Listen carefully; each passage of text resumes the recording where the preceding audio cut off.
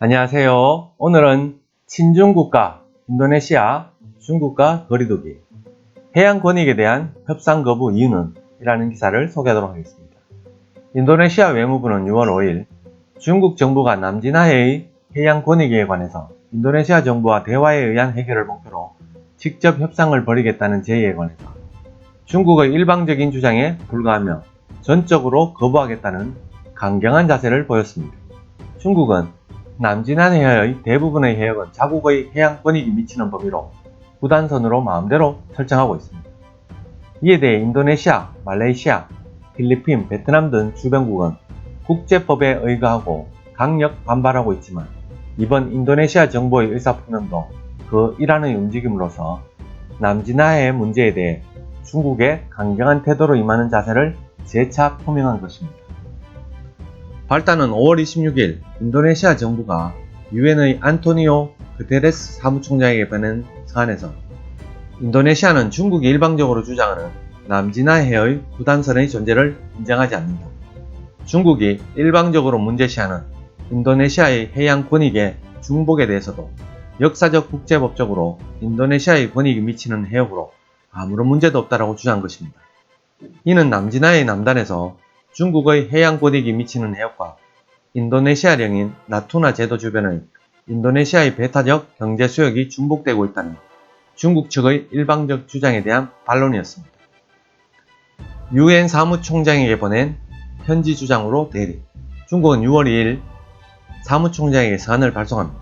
내용은 인도네시아와 남중국해에 대한 영유권 문제는 없지만 일부 해역에서 해양 권익이 중복되는 부분이 존재한다.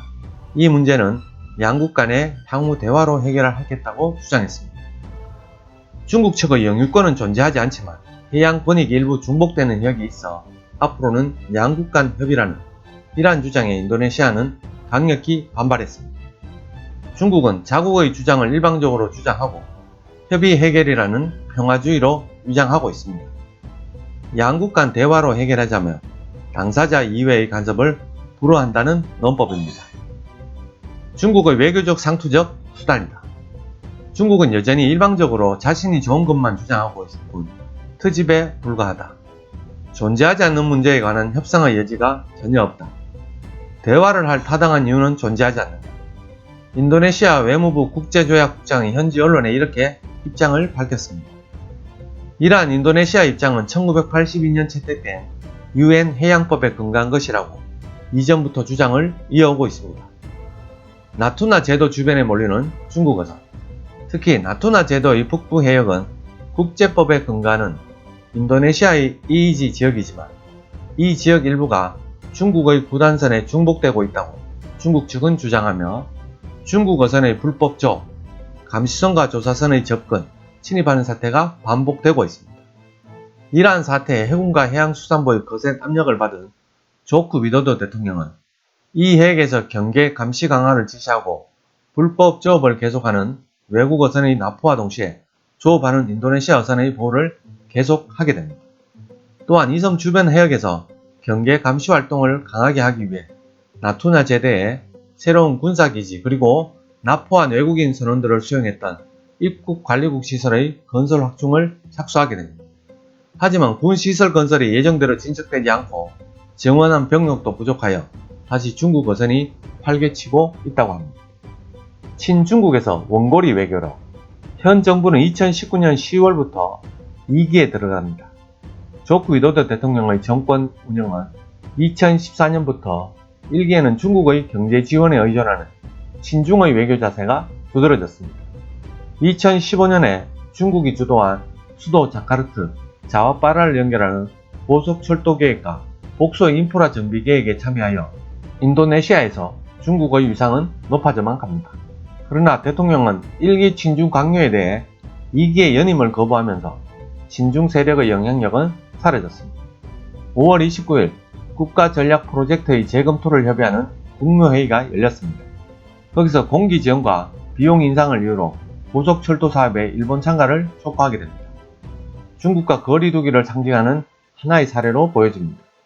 이러한 배경도 있어 2기에 들어간 조코 위도도 대통령은 친중의 정치 자세를 완만하게 전환하고 일본과 미국 등과 비슷한 등거리 외교를 지향하기 시작했다고 보여집니다. 높아지는 반중국의 기운. 인도네시아 정부는 2016년 7월 네덜란드 헤이그에서 상설중재재판소가 필리핀의 제소를 받아들였습니다. 중국이 주장하는 구단선의 법적 근거를 놓고 국제법 위반이다라고 결정을 지지하는 자세를 일관되게 하고 있습니다. 남진하에에서 중국과 영유권을 다투는 주변국들도 마찬가지의 입장인 반면 중국은 일체의 국제적 판단과 결정을 무시하는 자세를 취하고 있습니다. 자신의 독단적 주장은 멈추지 않고 이번 인도네시아에 대한 제안처럼 양국 간의 대화로 해결을 모색하는 작전으로 국제사회의 비판을 피하려 열심히 노력을 계속하고 있습니다. 하지만 이러한 방법은 관련국들로부터 너무 이기적이고 거만하다라고 비판받고 있습니다.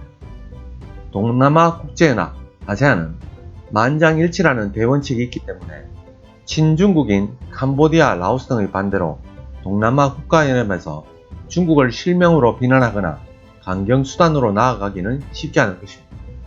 이러한 가운데 인도네시아가 중국의 달콤한 유혹을 단호하게 거절한 조코 위도도 대통령이 이제 중국의 생각대로 되지 않는다는 강한 의지를 보인 결과로 여겨집니다. 한데 얻어맞은 중국은 대인도네시아 외교의 수정이 불가피할 것으로 보여집니다. 본 기사는 JB프레스의 6월 10일자 기사 내용입니다. 끝까지 시청해주셔서 감사합니다.